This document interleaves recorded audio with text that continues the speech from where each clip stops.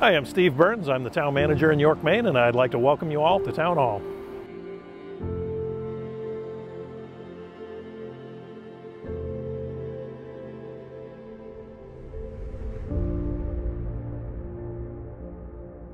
There's been a town hall on this site for, I believe it is 287 years, and it's been over 200 years since the town hall was in the current building.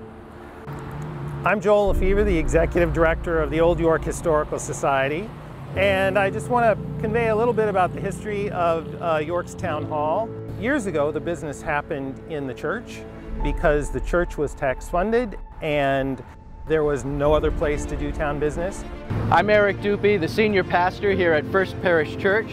First Parish Church is excited and pleased about the agreement between the church and the town of York, making it possible to expand and preserve our historic town hall.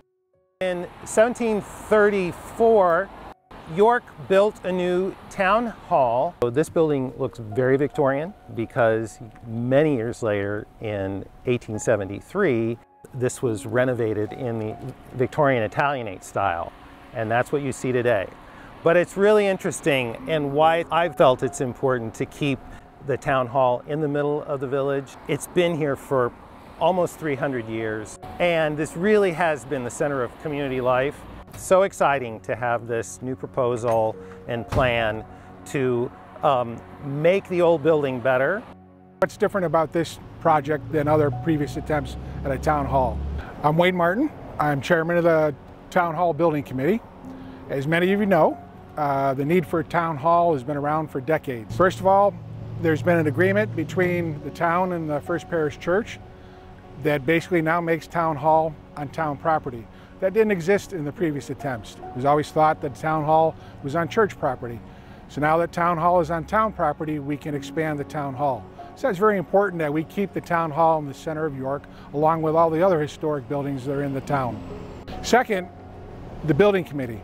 Building committee has been organized way in advance of designing the town hall. That did not happen for previous attempts at the town hall. I've been on other building projects, and the building committee usually is formed after the voters have approved the design for the building.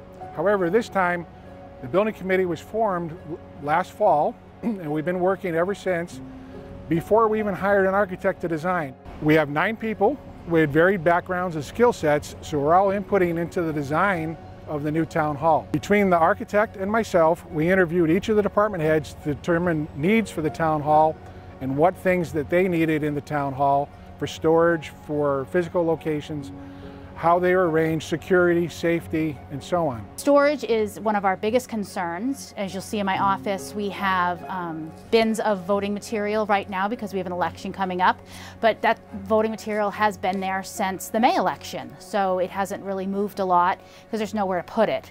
So it's unsightly and it's crowded.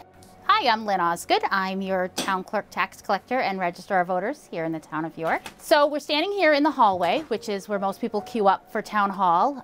Most of you have waited in line in this hallway. At the end of the hallway is our one bathroom that we share with everybody, including the public, which can be a little embarrassing when there's a line down the hall and you need to use the facilities. We have to walk right by the line in the hall to use the bathroom. That's always a concern. There's not much privacy at all. Everyone has experienced when you have to go to the town clerk, standing in the queue in the hallway. We're trying to fix that. So we're currently working on the interior layout. So we're grouping departments that are similar business together. We're also giving a much bigger area for the town clerk and have a waiting area so that you're not all crowded together in a hallway trying to get to the town clerk and take care of either your taxes or your car registration or whatever case may be. So that's a big focus when we look at the interior of the layout of the new town hall. So one of the things the building committee did is we went to a recently opened town hall in Arundel. And to give you an example of space needs, their town hall is 5,000 square feet and has 9 employees. Our town hall currently is 5,600 square feet and we have 25 employees. And when you go through the interior of our town hall, you will see the issues with space and staff locations.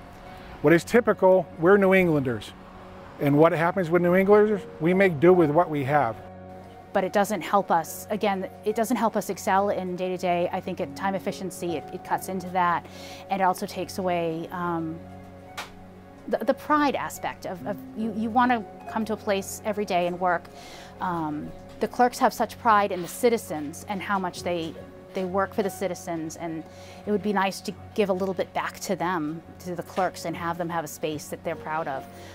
That's certainly not what we make do. Town Hall has one conference room. That conference room has multiple functions, as you'll see a bit later in this video. The conference room serves as a conference room. However, it also serves as a lunchroom.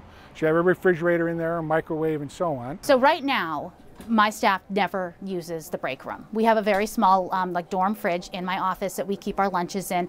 A lot of my staff eats their lunch in their cars because the conference room is usually occupied when it's time. We don't plan on it ever being unoccupied, so they don't even try to use it. I try to get them to take morning breaks and have a snack. We've set up a little stool between a counter and a file cabinet that they can sit on, that the public can't see them, so they can have a granola bar or something without the public looking at them and feeling like they're not servicing them because they're taking their entitled break. A break room would be a dream for my staff, to be able to take that break, to take their lunch and not have to go to sit in their car for an hour, to have a meal in private. It also has a bunch of boxes of paper, because it's also used as storage, because that's the problem with Town Hall. We have a lot of documents because our town goes back to the foundation of our country. But the volume of documents we have to deal with is just monumental, as you'll see from the video. There's just too much to do in a short period of time. In the meantime, we still have to be functional to make records available for staff use, for the public inquiries, and to protect them for future generations. I am also encouraged, if we do have a nicer space, that we might be more time efficient. It would be, again, that space issue and having to juggle, where do I put this one piece of paper, because there's nowhere to put this one piece of paper while I do this other thing for you. I think it would speed up times for the people visiting Town Hall and doing their Town Hall business. So the scattering of records throughout the different facilities, Town Hall, the garage, the water district, and the storage containers, is problematic in that when you need a particular file, they're not always easy to find. And Board of Appeals is a good example.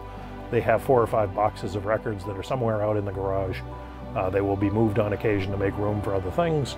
And when somebody comes in and needs to reference an old case, which does happen from time to time, every 6 months or year, we're trying to find old records. First challenge is finding the right box to find the old record. And it's not always easy, as it should be.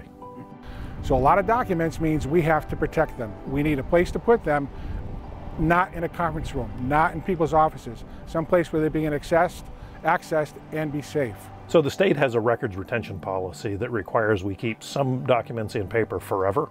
For instance, probably your marriage license and death certificates, those are things we will keep forever.